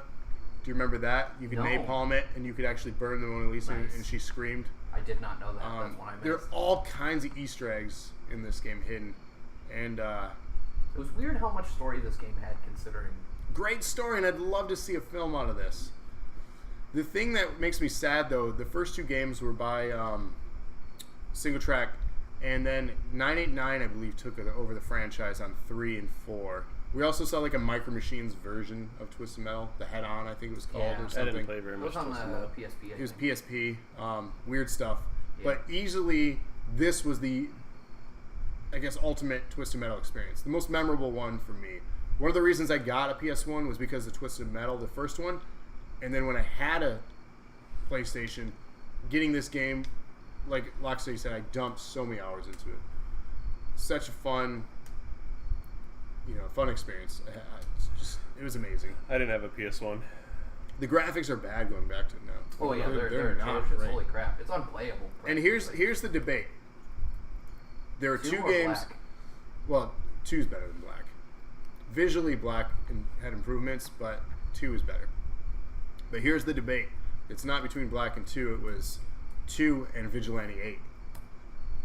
Because I know someone over there on the couch loved Vigilante 8. Yep. And I played that a lot too, because it was almost the same game. It was, vehicle combat. And you had one of the vehicles was a bee catcher, and it sent a swarm of bees as their special to the other car. Did you ever play Vigilante 8? Had similar destructible environments, all kinds of different things. It was on the PS1 as well as the Dreamcast And then on 64. and the 64. Best experience was on the Dreamcast for that game. But if you The get a guy's name chance, was- Shitty controller, though. Guy's name was I hate it. Beeswax, Beeswax, yes. and he drove a green truck with a cap on it. And it had like a little beehive thing when you That was switched it. Amanda's favorite. So yeah, Vigilante, if you get a chance to play that was a good competitor for Twisted Metal 2. But Twisted Metal 2 is better. I think our next game though is well timed considering the resurgence of this franchise. Yes, and the new one coming out here within the next couple weeks. Next week. Is it next week? It's next week. Wow. We already are in a week into this month. Yeah. Yeah. Jesus. I didn't know it was next week until a couple days ago, and then There was a TV commercial on for it the I other told day, and I Alex. forgot about it until then. Alex told me, and I was like, "Oh, I'm getting that over Spider-Man." I'm drinking a tall glass of Haterade. It's okay. You guys are all like Spider-Man. I'm like, it'll be fun, I guess. It got an 8.7. Spider-Man did. I'm thinking Tomb Raider will probably get higher than that.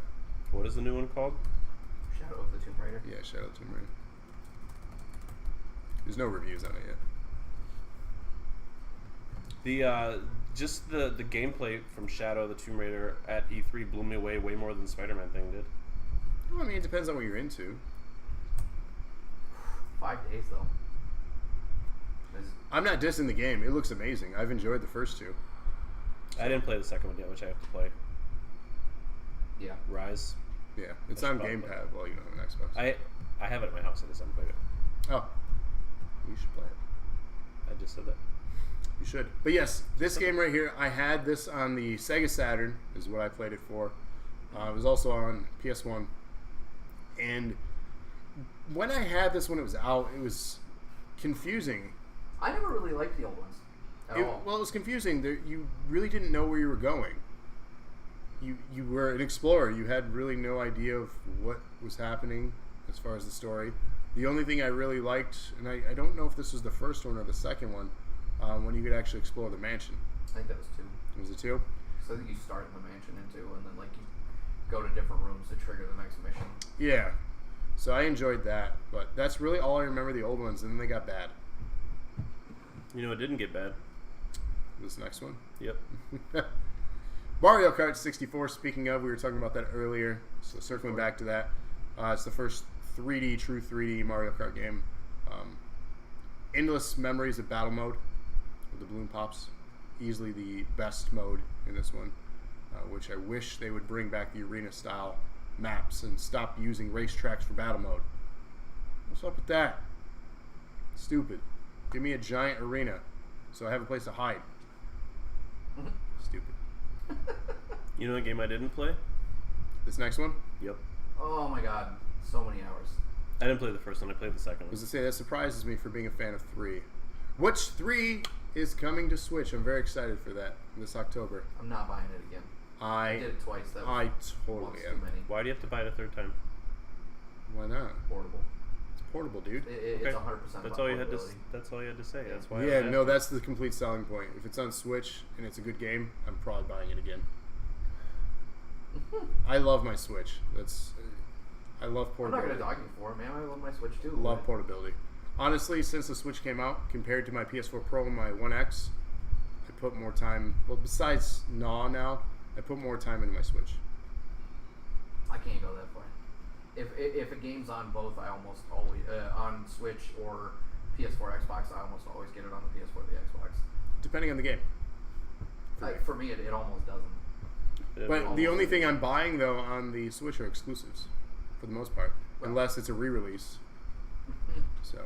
Which is the only other thing other than new releases. Well, funny thing about Diablo, it wouldn't be a third time buying it. So I had it on the 360.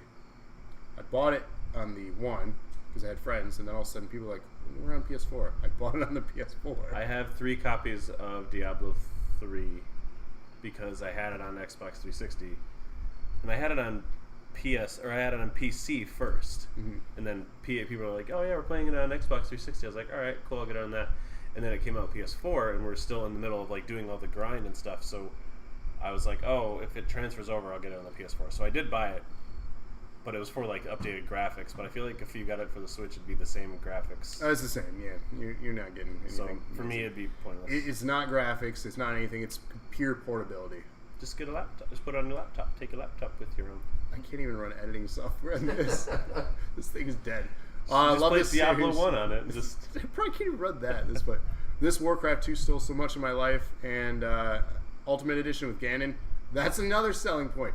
You slap anything Legend of Zelda in something, I want kind it. of need it. I do want it, but I can't justify the money. I won't play it. Not even for those skins. I'll play it, and she'll play it. That justifies my purchase. Yeah. So, Well, and what? that's the thing, They're just giving you a skin. That's all they're giving you. yeah, it's a Ganon gear it, set. It and comes with stuff though. Like you get items that have abilities that are themed around it too, doesn't it? yeah, But did you beat the game? have I beat the game? Mhm. Yeah, I've beat the Then game. you got the story. I don't know why you have to play it. Just the grinding of the rifts, like just the grind and improving your gear sets, and it's just a dungeon crawl grind. Yeah, but you beat it once. I'm not playing it for story. The I don't know story if we isn't really even wanna that. be making that point. Didn't you what- play Destiny? Because that's a I'm bullshit not even game you talking just about- I'm grind. not even Yeah, talking but about Destiny. I didn't buy it on another system. No, I'm not saying that. No, I thought but you were just. Yeah, I finished but up Diablo, and you were like, "Come play Diablo," and I'm like, "But I beat the story," and you're like, "Still come do risks with me," and I'm like, "No, you shouldn't." Yeah, but in Diablo, you can go past level 70 and get to Rift level whatever. You get Paragons, yeah, Yeah. Paragon points. which was amazing because I was like Paragon 2500. I got to Paragon 10,000. No, you didn't. I cheated to do it though. He did No. both of those things. That was on PC though. PS4. Was it on PS4? Yeah. I didn't think you could mod the PS4 one. Yes, you could because I got modded gear. No, it wasn't modded gear. It was Was that? well, yeah, it was. I guess it was. It's Yeah, I not guess a it was. rune or some It was a shit. hacked rune for a weapon or something. Which is modded gear. Yeah. Anyway, so I was gonna say that, but then you all said that shit talk. Because I used to get Diablo's called a great out because I was streaming Diablo 3 back in 2015. Everyone in my chat would be like, "Oh, what level? You fucking modder!" And they'd like try to report me. Like, so I'd have people jumping in and then jumping out and getting all pissy about mine. So I had to put in my personal Twitch channel. Some characters are, some are not. I didn't do this. Don't report me. Someone dropped this item and I'm just using it. Yeah. I don't know how to mod. And also stop asking me to copy my items because I'm not doing that for you. Yeah. So I had to put all these disclaimers because it was all I was streaming for that time I was doing solo stuff. Such a good game. It is a great franchise in general. But that concludes our gaming section. That was really long. Almost. Yeah. No. That almost concludes our gaming section. No, that does Well, conclude. it does conclude. No. Because Wow. And that concludes our gaming That's section. that's my. no, I final. told you I was gonna go find it. That's Yeah, my but I thought final. you were gonna show us after. No. Not No, doing it's for the audience. You're I don't for care the about you, audience. Yahoos. I know. You make it apparent every week. Yep. So, quick run through television. Yes, quick. That took us 40 minutes to do gaming. Well, television here isn't all that intriguing. It's more just kind of facts. Fox. I don't know if you guys remember this. Are you guys hockey fans? Yeah. I mean, So Yeah. I remember this specifically because I thought it was the coolest thing ever, but most people hated it. The Fox Track glowing puck. oh, I remember that. I hated it. I never gave a shit about sports, so I didn't. Know I- this was I- a I- you thing know what, I until did- saw it in the outline. I did watch it a lot back in the day because that's when the Wings were doing really well and they won like a couple Stanley Cups in a row. In 97, 98. Yep. I know sports. So that was a thing. Some sports. Some sports, saying that all. Yeah, the Gloom Puck, I thought it was unique. It didn't last very long. Fun fact, March 1st, more than 1 billion households worldwide own television sets. So, that was the thing. TV Land, an offshoot of Nickelodeon's late-night block Nick at Night, debuted. The channel is devoted to the round-the-clock broadcast of classic television shows. A lot of people love Nick at Night. I just heard a reaction from Andrea. Same. For a long time. The Block dubbed... Party Wednesdays. The dubbed version of the Japanese series Dragon Ball Z, which has a fun fighter game, premiered in U.S. syndication. Which you can see our coverage of that fun fighting game at some point on our YouTube. At some point. I'm doing Tekken tomorrow, guys. The original cartoon series of TMNT broadcast its final episode, Divide and Conquer, on CBS. So the original run started almost 10 years, 8 to 10 years before this. Yeah. So it ran a while.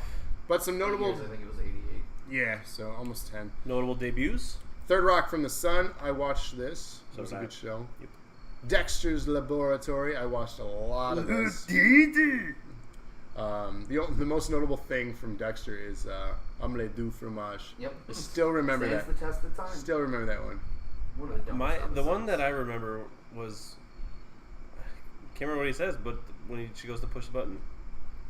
What does this? What does this button do? Yeah. Mhm. Ooh, what does Weirdly, this button do? my most memorable one is not actually either of those, but it's the one where he's stuck in the time travel loop. Yeah. He keeps trying to send Dee Dee back in time to warn him not to open the portal because of the time monster, and he never listens, and he just keeps getting eaten. It was a good show. I love that show. Keenan and Kel, another classic here. Love this show. Blue's Clues. So Love this show. This was 22 years old now. That's crazy. Sabrina, the teenage witch, Which they're bringing back. with Very different show, though. Yep. In the who was it? Melissa Joan Hart. Yeah. In the It was art. the original, yeah. It's in the Archie series. It's going to be with Archie in that same universe. Because Oh. Sabrina was an Right. offshoot of Archie comics. I did not know that. You didn't know that? I watched it, but more so to watch her. I didn't really care for the show. Yeah. You know what's funny? Speaking of Sabrina the Teenage Witch, Yeah, bro. in this show, Caroline Ray, one of the aunts, Mm-hmm. I've been putting together like a comedy special set list, She's and real her funny. comedy is hilarious. Yeah. She's really. She's so funny. I didn't like first time I heard her swear in that, I was like, oh shit. It's like the first time you hear Bob Saget swear. Yeah. It's Oh, old yes. now, but the first time I heard Right. it, I was like, whoa! Yeah. You're a dad of little girls. Calm down, Danny! Danny? Yeah, that's That's funny hilarious. shit. Hey Arnold and Kablam. I remember Kablam. Kablam was great. Kablam was what's this that Adult Swim show with the toys that Seth Green does. Robot Chicken. Robot Chicken. Robot Chicken. Yeah. Robot Chicken before Robot Chicken. Yeah, the stop motion. Yeah. I thought it was cool with little toys. Yeah. I'm like, hey, I want my toys to do that. And of course, most notably, what we still need a show from Locksteady from Pop-Up Video. We'll get there. 20, In 22 years. 2020. Let's talk about films. The top 10 grossing films of 1996. You want to go from 10 to 1 down from You make Locksteady's Oh, life that's right. miserable. Our number one film that year. We can start at 10. I don't care. Which way do you want to go? whatever. Let's just start at number one. We're going down. Independence Day took the year's highest grossing. By almost double of number 2. Yes. Which was Twister. So first off, though, Independence Day. Have you seen it? recently? Well, have you seen it ever? Yes, a lot. I feel like you have to ask me this, but yes, I've seen Independence Day. Well, I do have to ask you this because I'm like, oh, he's seen that movie. Nope, he has not seen that movie. It's not good I've actually movies, seen all the it's not movies so on bad. this list. Okay, Huh. that's Right on. good for you for this year. I don't remember most of them, or some of them. Twister was super good though. Twister is probably my favorite movie from this top 10 list. Bold. Every time there's severe weather, I want to watch movie Twister. Such a good movie. Can't blame you, I guess. You know what mine is? Mission Impossible. It's your Really? favorite from this list? Hmm? I loved Mission Impossible. This first one, though, is okay. I was 10 years old. I fucking loved it. That's fine. I like the soundtrack on The the second soundtrack's one. soundtrack's good. I was talking about the second Wait, one. what? Is this list right? Because the next one on our list, The Rock, says its distributor is Disney. On Might our have been. list. In Yeah, front of it you. might have been. Okay. Sean Connery, Nick Cage, and Ed Harris. I mean, who knows? You know it was from Disney. The next one, The Hunchback of Notre Dame. Notre Dame. It's still amazingly Oh. frustrating that ID4 was released on July 3rd. However, doesn't the film start at the beginning of July and takes place over the course of a few days, and then they take back things on Independence Day? Because when the actual attacks occurred, I don't remember. Yeah, but but that if your sounds movie's right. called Independence Day, why would you release it on the 3rd? right, it's because when they overcome everything and win the battle, they win it on that Maybe you fourth didn't know day. that when you before you saw the movie. That's true. But that's why it's named that, because that's what happens. They reclaim their independence from the alien invasion on Independence Day. I feel like. But I think it starts around the 1st, 2nd, or 3rd. It takes place over a few days. Okay. Nobody was gonna go see it on the 4th of July anyway. Well, maybe. I mean, looking back People on it go now, see you'd movies be on dumb to Christmas. not, but I feel like Christmas is more of a tradition to see yeah, a it's film. true. If you don't have anyone to hang out with, or if you're somewhere far away for college or whatever, you go to the movies on Christmas. But Independence Day, like I used to go to Christmas even despite all those I was things. gonna say, I go with my family. Yeah. I'm just saying, like there's a lot of reasons to go for Christmas. Yeah. There's less so for People who Independence Day. people Go who have watch like shit explode. people of Japanese or Chinese descent don't celebrate Christmas. Well, it's There are a not lot of necessarily people. true. Yeah, there are a lot Well, of people. the ones that frequent movie theaters. I worked at one for 12 or 8 years. Uh-huh. They don't celebrate it. I asked people as they would come in. That seems like an odd questionnaire to movie theater. Yeah, see, I believe it all started July 1st. Yeah, I knew it was only a few days, and it led up to the 4th of July. Yeah, but the movie $101 wasn't called July 1st. It should have released on the 4th. That's the Independence Day is the 4th. That's what he's saying. That's all he's saying. Well, maybe it's a play on words because the first and number 1 is an wasn't- independent number. It's yeah. one of itself. Okay, Travis. I'm telling you what he meant. What he was asking. No, I'm just being argumentative for the sake of being. I know. I was going to 101 Dalmatians, strangle though, the can't goddamn be wrong. dick out of you. I don't think there were actually 101. Well, that's terrible. Count them. There were 99 puppies and 2 parents. I know, but I don't think there were even with that. I don't think they actually had 100 dogs. Yeah, but do you want to watch 47 Dalmatians? No. Nobody didn't wants to wanna watch watch this. 47 Dalmatians. I just wouldn't watch 3 Dalmatians. You would. In real life, I would watch Yeah. 3 See? Dalmatians. You would. Not You a would movie you with a would not lady trying watch- to steal three dogs. You'd come close. Especially not if she was gonna skin them. You'd come close to watching it. You get it? See? What about Ransom? What's her name? Because Glenn Close, yes. Shut up. Yeah, I didn't care for She this wasn't. movie. She wasn't gonna hold them for ransom. She was gonna just take. You them know what for- movie didn't get as much on this list than I thought it would? The Nutty Professor. People talk about it now. You know, like it's a it should've comedy, done though. better. Comedies generally don't make a lot of money. But it's also Eddie Murphy, and Yeah. he was a huge draw in the '90s. Sure, which put him number 8. That's pretty good compared to some of these blockbusters. And surprisingly, it beat out Jerry Maguire. Not surprising. They This is showed, a they this showed is a Eddie cult. the money. Yeah, this is a cult following. It's not a great movie. The number 10 one shocked me though, Eraser, because ultimately this is not a great film. This is an extremely forgettable film. I know I The saw it. but I only couldn't thing think notable anything about it it is the other than special money. effects at the time. Arnold Schwarzenegger is the only thing I can tell you about this movie. It's well, just also, wasn't there a completely- railgun? It's Right, completely, that's what I mean, the special effects. completely erased from my memory. It's true. 100%. So some notable things. July 10th, Nickelodeon released its first feature film, Harriet the Spy, a spy comedy drama film based on the 1964 novel of the same name, and also launched the career of Michelle Trachtenberg. Yeah, buddy. A fun fact for Andrea's 2-time loser film, mid-July of 96, production begins on Titanic. Y'all can go fuck yourselves. 2-time loser. 2 times. Didn't even make it from the first bracket. Yikes. Yeah. Travis, you better sleep on the couch tonight, friend. So, some notable films that Eric may have not seen. Biodome, have you seen it? Yes. It's got Pauly Shore in it. Of course he's seen it. Okay, I just want to be sure. This is a good. Ask me each one. Please I'm don't. going to. Ask me each one. So, Biodome is a funny one. From Dusk Till Dawn. Yes. Super good. It's a good one. Super bad. Loved it. Black Sheep. Yup. Yep. Rest in peace. John Travolta. Broken Arrow. This, Yes. Ugh, It had John Travolta and Christian Slater. I was on board. it was fine. I want to be on board. Happy Gilmore. This is when he was funny. Yeah. He's not had a great career since.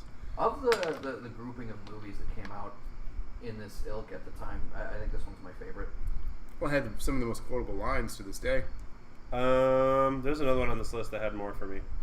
It's towards the bottom, but Muppet Treasure Treasure Island. Island. I watched this a lot. My mom is a fan of pirates and Muppets, so I this actually was have not seen this one. this was on at my house quite a bit. Michelle What? Trachtenberg in Pete and Pete before Harry the Spy. The facts I don't know on that. Fargo. I think they were correct.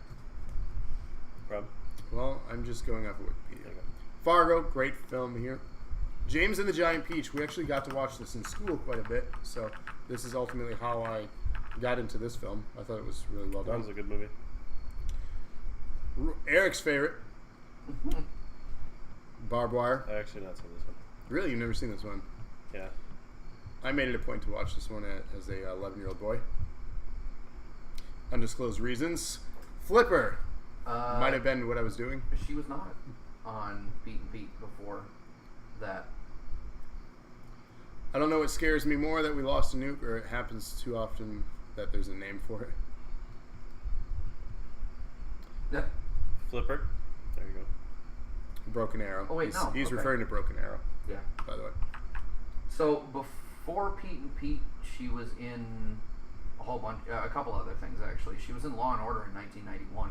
Who wasn't in Law and Order in I was gonna say 1991? literally Well, in I was not. 1991. You sure? I feel like you Shit, were. I was. Yeah, I Oh, knew it. fuck. Episode 73. It was about the rapings. Anyway, Oh. They're all. Oh no, well, SVU that's is. SVU. I was gonna say, that's videos Um, That's the only one I watched. So I So- kind of forgot that Criminal Intent was a thing. Okay, So it says her- here she was on Pete and Pete first. Yeah, Shit. she was. Well, the IMDb page is stupid because the Pete and Pete is four full entries after Harriet the Spy, Mm-hmm. but she was in those episodes of Pete and Pete starting in 1994. And Harriet know what the Spy she wasn't in? 96. The Cable Guy. You know who Well, shouldn't have been in the Wait, Cable go Guy? back. What, the Flipper? Flipper. Elijah Wood. What the fuck? Paul Hogan, what the fuck? Flipper, what the Flipper. fuck? Was this a movie we wanted or needed back then? Well, back then, there was a draw for it because the show was still... Was this because of the recent success of Free Willy. Really? Free Willy? Thank you. Yes. Okay. So The like, show was hey, the show was still doing reasonably well. sea mammals. People love So they were like, them. and Paul Hogan! Yeah, let's do it. Flipper.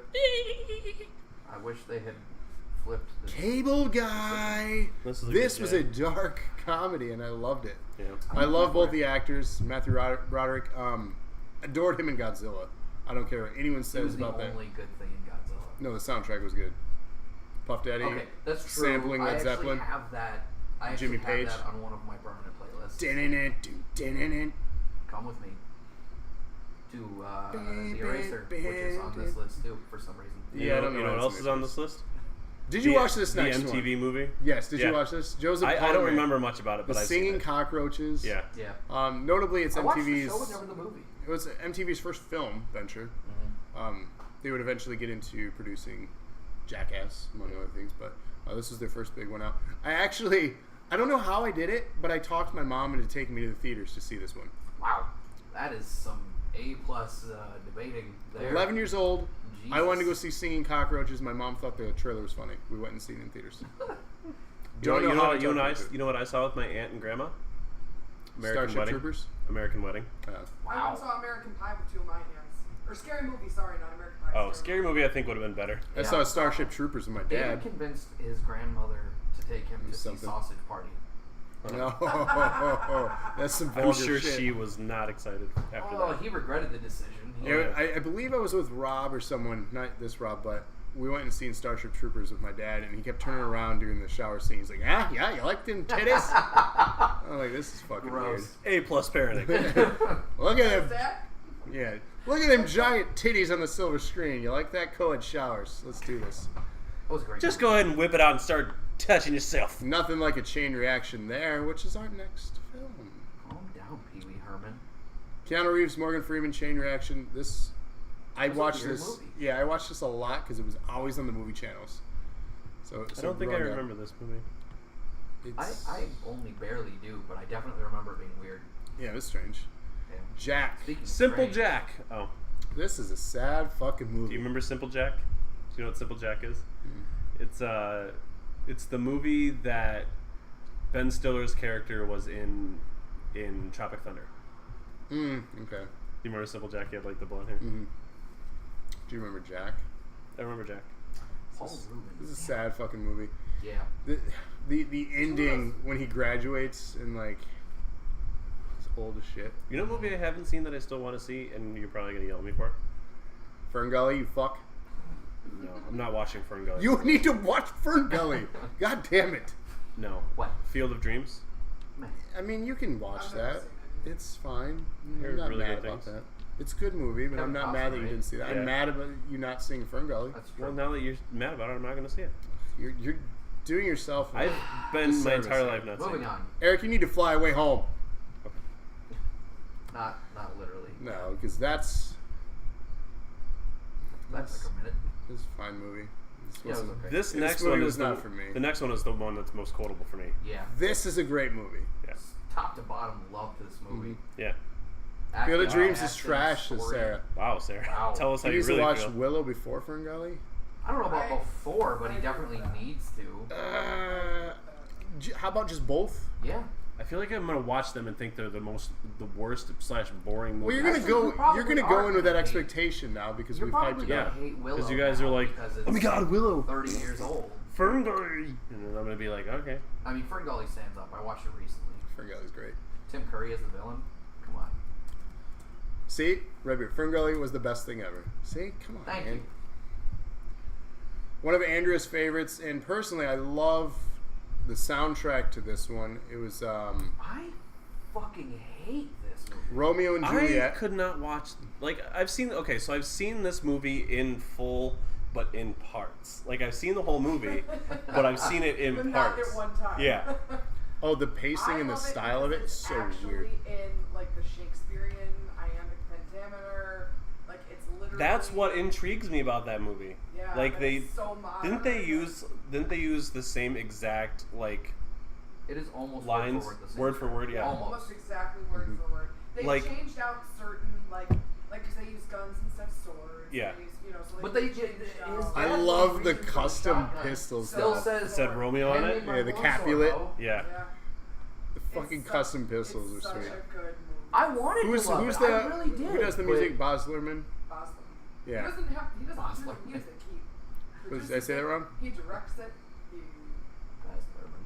You're saying it like it's all one name. Baz Luhrmann. He's a Midwesterner. Of course, it's all one word. You know what? This next movie I absolutely love to watch religiously. You really like this one? I I'm did. shocked. I loved this movie. It was just so stupid and dumb. This movie's great. Who? Oh, what's the song in it? Who's the lounge singer? Oh, I can't remember. What do you? What Mars Attacks. The lounge Yeah. singer.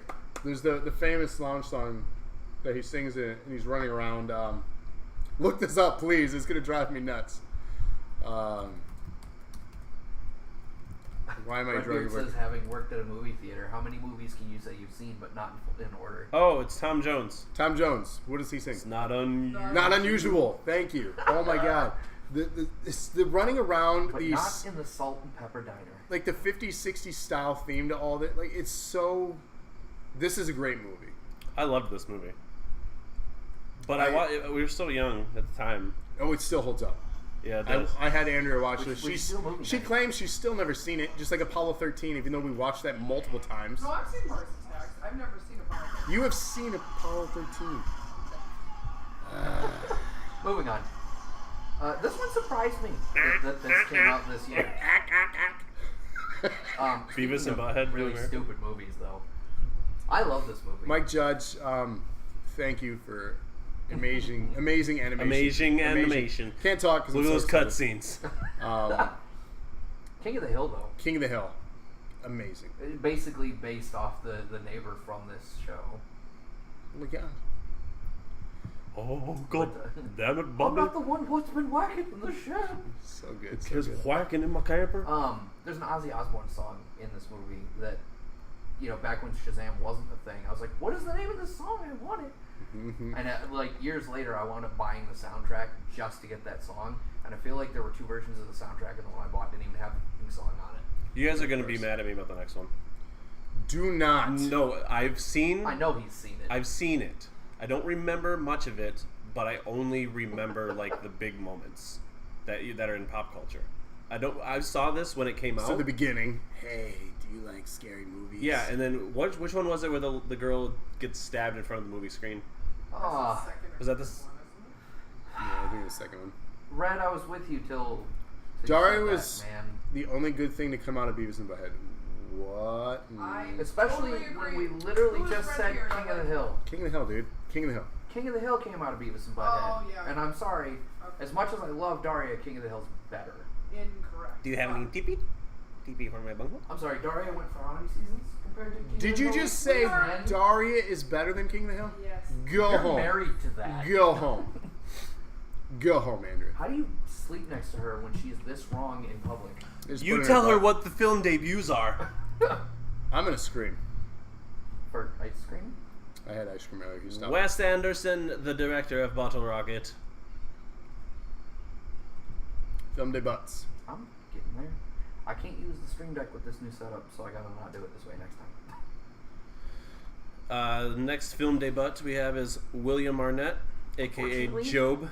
As always, weird, Hard to find obscure pictures. shit. Couldn't find a picture of him in the movie. What's their debuts? Yeah, Well, this is a close-up of him, which is the movie that he debuted in. but that's true. What's he famous for now? I don't know on that. Batman. Being funny. He's The- currently famous for being Batman. The thing I think I know him know him the most from is Arrested Development. Unquestionably. When was he Batman? He's the voice of Lego Batman. In the Lego Oh, movie yeah, and the Lego okay. Batman. I forgot he was the voice. Mila Kunis. Oh, so Good young. jeez. God, the babies. Santa Yeah. with muscles. The next, one of my least favorite actors, Edward Norton. But one of the greatest movies to come out I in don't '96. understand why you. I just I mean, I don't whatever. get You it. can hate Ed Norton. This movie is so fucking good. Never seen Tell me it. you've seen Primal Fear. We're doing a movie night. We're watching Primal Fear. I don't And care if you Ferngully. hate Ed Norton. It's probably going to be a movie overnight weekend because you guys are going to make me watch We're just 300 gonna movies. we're gonna go full Clockwork Orange and distract. I you was right gonna there say, with the- yeah, the things on. Have Yeah. you seen that movie?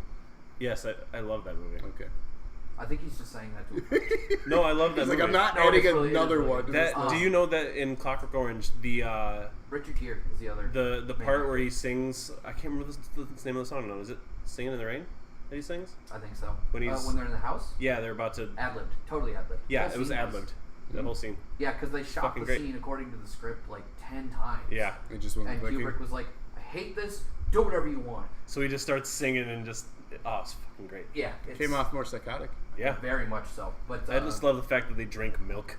Like, that's Yeah, their thing. That's so weird. I know. Um, And their milk bar is just like statues of women's boobs. The milk comes out of the Also, boobs. yes. But no, Ed Norton acted across from Richard Gere as the primary actor in this movie. You think he ever got called Dick Gear? You know, are you gonna grind Dick's gear? You know what grinds Dick's gears? Oh. Shift gears here and move on to Freddie Prinze Jr. Also looking Young as not that young. He actually kind of looks Who is- exactly like he looks. I was now. gonna say he's a guy that aged Just- pretty well throughout Yeah. his years. him and Keanu Reeves. Who actually was a writer for quite a few years for WWE. So that's a fun fact. Who about was? Freddie Prinze Jr. Oh, really? Really? Yeah. Oh, I didn't know that. Huh. Multiple years, wasn't he? Yeah, multiple years. Yeah. Huh. Funny. You know who wasn't? Daniel Wahlberg. He's not a person that aged well. This one Bonnie. really surprised me not being able to find a picture of him in that movie because he was already high profile when he got cast in that as part of New Kids. Donnie Wahlberg was in one of the Saw movies, or a couple of the Saw movies. He was also in Sixth Sense. that one. Gotcha. Speaking of He was a speaking of sick numbers and movies, I want to watch 13 Ghosts. That's a good movie. And I think the next two we can American do is a History duo. X and Rounders are some of the best movies ever. Yeah, American History X is really good. So the Uh, Wilsons. The Wilsons. Yep. Luke and Owen. Both in the same picture. Yep. Which comically is the movie we started the list with, Bottle Rockets. Yeah. You know, I'm Oh, not a big excuse me. fan of either of them, Same. to be honest. They exist to If me. it's not High Noon, Yeah, they exist. Shanghai Noon. I think there's only one movie of each of theirs that I absolutely love. Oh, Wedding Crashers. Wedding Crashers and the one that Luke Night Wilson Night the at the college? museum. the college one with Will Ferrell and Yeah. Old school. Old School. Yeah. Vince Vaughn. Night at the museum had. Oh, he Had Owen Wilson. Owen Wilson He was the in that, too. cowboy That's- dude or That's whatever. true. He was good in that. Yeah, those are good movies. I for still what need they to are. see Royal Tenenbaums too. Ooh, Tannenbaum. Yeah, I just haven't. Yeah, it just struck me as like I don't need to see this right away. So to close God. out 1996, Yes, you please, kids with were this. all bumping on your Sony Walkmans. I thought you were gonna say These- Bumpin' Uglies. Bumping on your Sony Walkmans these 5 songs, and I guarantee all 5 of them were possibly playing. Like what I did there. Yeah. Number 1, you all did it. We did it. We Macarena'd. That's true. We still know it to this damn day. Dun, dun, dun, dun, dun. So Andrea, what was that song about? Macarena? Yeah, you A know. woman who cheats on her boyfriend. A woman who cheats on her And we boyfriend. all danced to it. We all were like, yes, old Cheat on that guy. Los Del Rio Cheat man. on him! Yeah! Do it with the other guy! Boop, boop, boop, hey! I think her boyfriend is in the military too, which is like. Oh God. that's Hey, so you're out much there worse. fighting for our country, but I'm gonna dance. So and while fuck they were this guy. cheating, we were wondering what it was going to take if you want to be. Oh, I love it. You gotta, By the Spice Girls. gotta get with my friends. So just Makes literally no sense. let me bang your friends and then bang you? Yeah. Okay. Yeah. You Yeah. are If If some... you wanna This be my proposition works lover, out well you for gotta me, be I in this guess. orgy. We're gonna do it with all my friends. Friendship never ends. So it's almost like going... Friendship in all ends. So it's almost like going to a food court. You look at all 5 of them, you get a little bit of taste of everything. You do. Ew, baby. Babies. Taste of baby. Oh, God. We had that in an episode before with... This plate of posh tastes really good. Show's over. who was your favorite? Please stop. Who's my favorite? Huh? I went through a phase with all of them really, but I think Always been good for me. I think it was Ginger and Baby, the two. You were just making fun of baby. No, it's because you said taste. taste of everything, Oh, well, yeah. and then I said Wildly babies. inappropriate. Taste of baby. Done with this show. We have a couple more years left, buddy. Women's taste of chickens. I don't know. I was probably... who was I, Andrea? Who do you think is the hottest? Yeah. Probably Scary or Posh. Yeah, probably Posh. You're probably right. I feel like you are all about like those, like higher end girls with like the, like Posh dressed like super like she does now. Mm-hmm.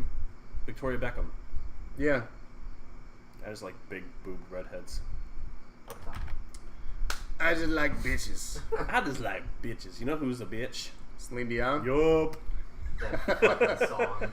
Because You Love Me. I don't know if I know this one. That song is Because a good you song. love me. It's such a good song. Is it a good song? Yeah. Well, it was number 3 of that year, I so don't it think must I have know been. this one, I honestly. love you do. It's because you gave me wings and made me fly. It was the theme from Up Close and Personal. couldn't speak. Yep, that's the one. That's the For song? my eyes Huh. when I couldn't see. Yeah. Oh, wait. You I saw thought the a best. There wasn't me. dude sang that. Did a dude do a cover of that? I think there was a country song of Country it. music loves to cover hot pop songs back in the Yeah. 90s, Huh. so that's It's what ushered in the You know what pop song was country overplayed movement. and probably should never be covered? Wonderwall. Yeah. Anyway.